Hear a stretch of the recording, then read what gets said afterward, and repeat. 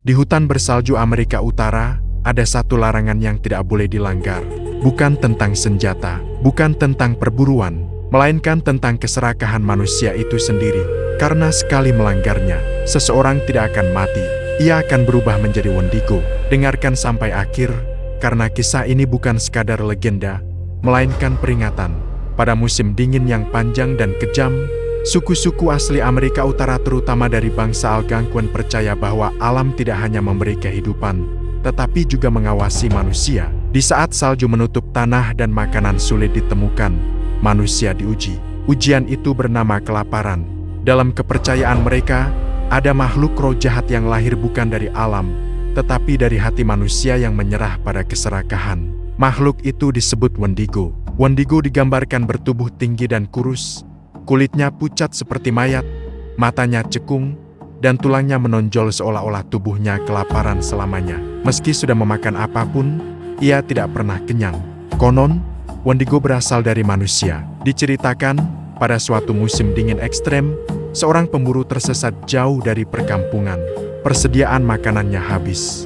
Hari demi hari berlalu, dan rasa lapar mengikis pikirannya. Awalnya ia bertahan dengan doa, lalu dengan harapan. Namun akhirnya, dengan keputusasaan, ketika ia menemukan jasad manusia yang telah membeku, pikirannya runtuh.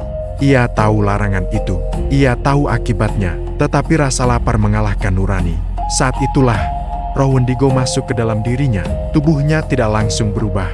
Ia kembali ke desa, tetapi orang-orang mulai menyadari ada yang berbeda. Matanya selalu gelisah, nafasnya berat. Ia menjauh dari api dan lebih suka menyendiri di kegelapan. Malam demi malam, ternak menghilang.